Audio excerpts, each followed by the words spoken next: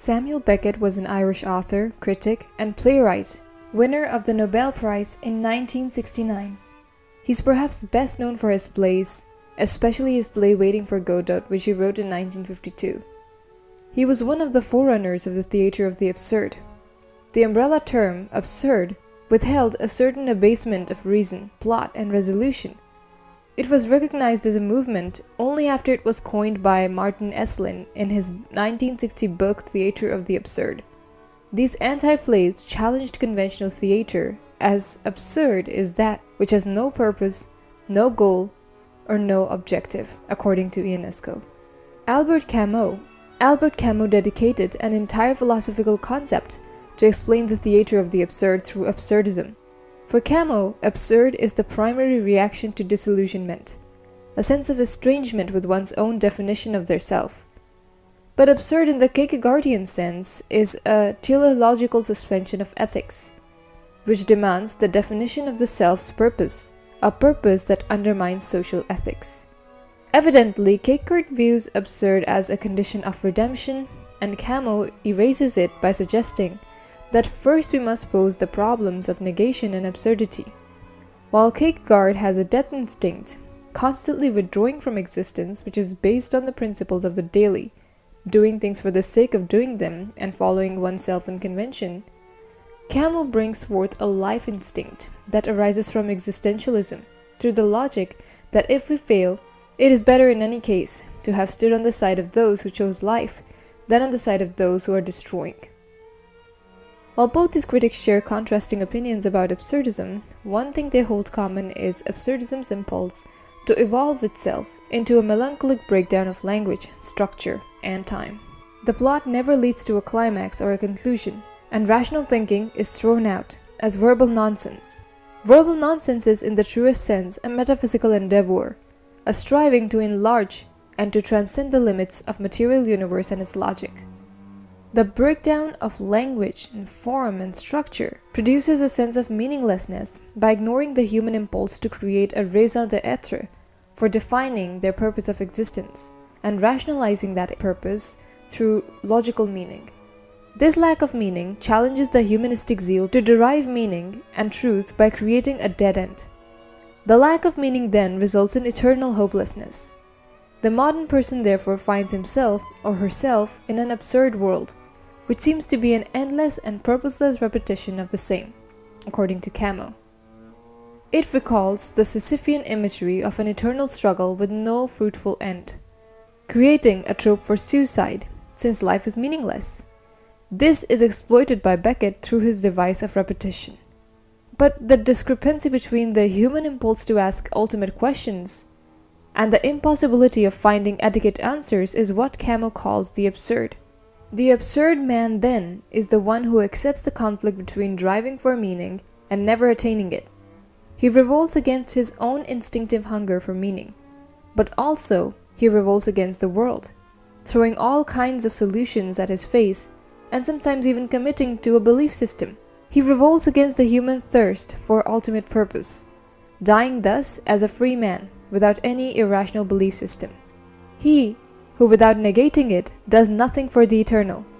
He prefers his courage and his reasoning. His courage teaches him to live without appeal, and to get along with what he has. His reasoning informs him of his limits.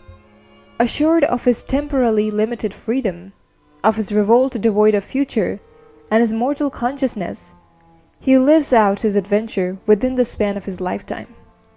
He lives without appeal.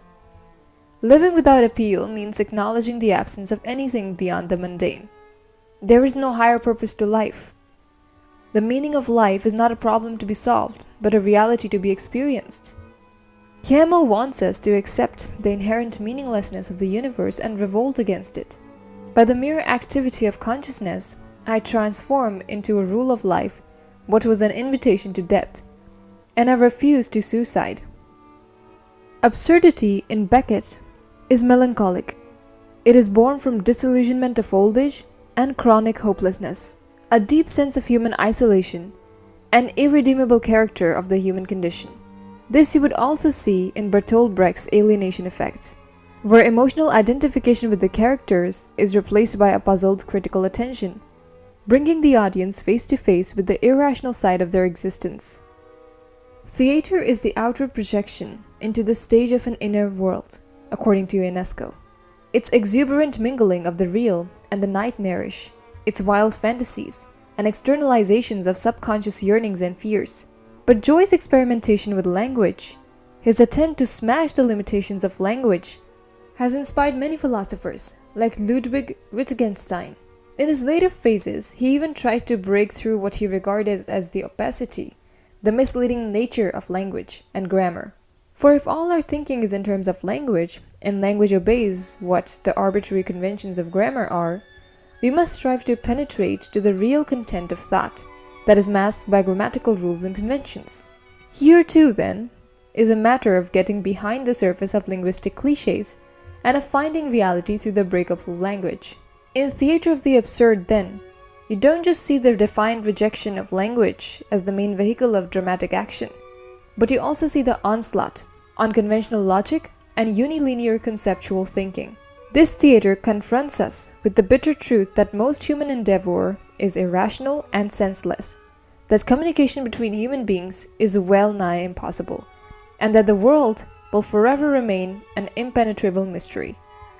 In the Theatre of the Absurd, the action does not proceed in the manner of a logical syllogism. It does not go from A to B, but travels from an unknowable premise X towards an unknowable conclusion Y. Apart from Beckett's use of Theatre of the Absurd, his theatre was still very different from his contemporaries in a variety of ways. English-speaking theatre does not have the tradition of the triad. Characters make long speeches from time to time, in Shakespeare and elsewhere.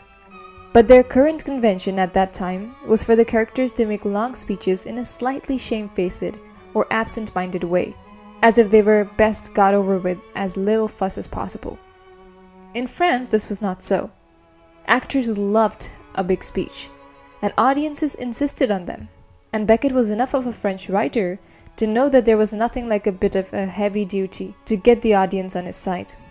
Thus, the first arrowy impact of Lucky's monologue in Waiting for Godot was prodigious, where every word in the opening scenes of the play had been counted and given its full weight. Here was a verbalized chaos, an overspill of language that was just on the far side of comprehensibility.